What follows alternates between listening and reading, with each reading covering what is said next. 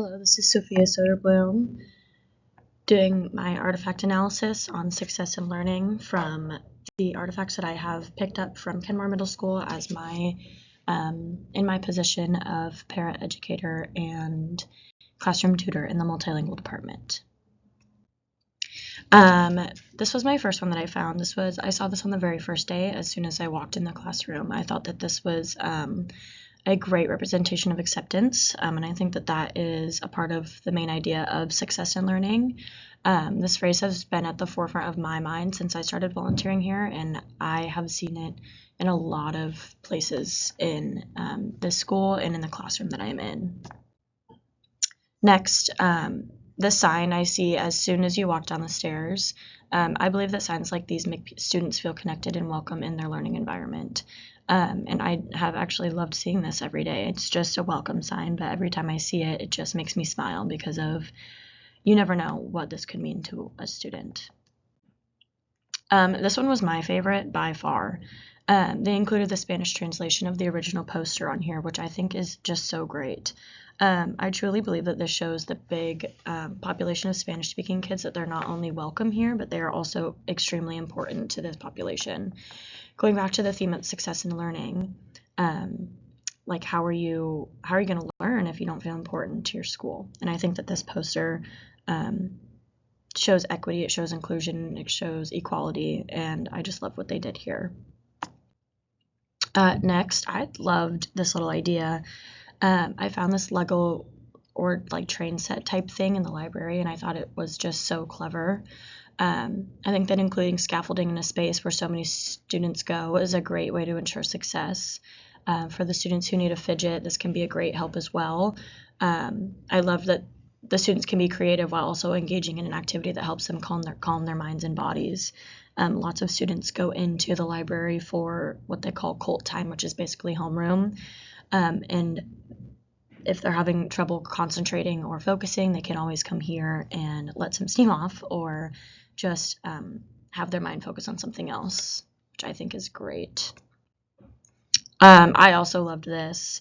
This was also in the library. There's a borrow section where you can borrow all the materials that you need, but they stay in the library. And then on the other side, or the keep side, that is where students can take what they need and they can go. This not only teaches students responsibility and tidiness, but it also advocates for those students who may not be able to afford school supplies. This has everything to do with success in learning, because how are you going to succeed without the correct or proper resources? And I just thought that this was a great way to show equity. I feel like this one speaks for itself. I think that this is a great reminder for the kids. I liked how it didn't just say no to all of these negative words, but rather it used the word degrading. I think that this entices and elicits the metacognition process for the students to think deeper about what that word means and how it correlates to the negative words below. And I just loved that it says respect the differences. I just feel like it elicits a deeper thinking process to, maybe they can bring it up with their parents, maybe they can bring it up with their teachers to kind of talk about what this poster really means and why it's important. These are really cool to see. These are right outside of the classroom that I was in the majority of the time. I'm unsure of what the actual assignment was, but my guess is that each student in this art class was asked to give one word to create a self-portrait, including that word. My favorite one was the one that said determined. I loved that was how she was describing herself in the picture that she drew.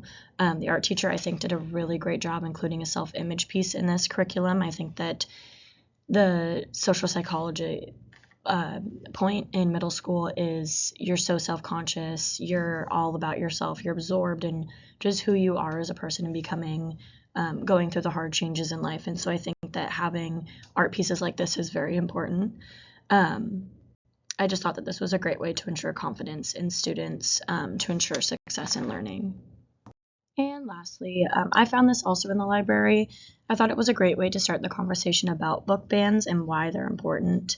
I see the success in learning theme here because it helps students to think for themselves and to start think about things outside of just what they're shown. This is a great skill to have because it elicits independence and confidence. Also, I thought that the craving for information and wanting to educate yourself is always seen as success. These books aren't as controversial, but I loved the sentence at the bottom that said open books for open mind, banned books week. So I'm guessing that they had a whole activity surrounding this. Regardless, I just thought that it was a great way to start that conversation of why am I not able to see this?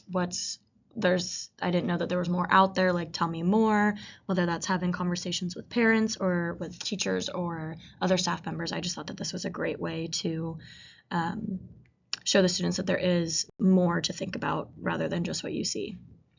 And that was all for my presentation. Thank you so much.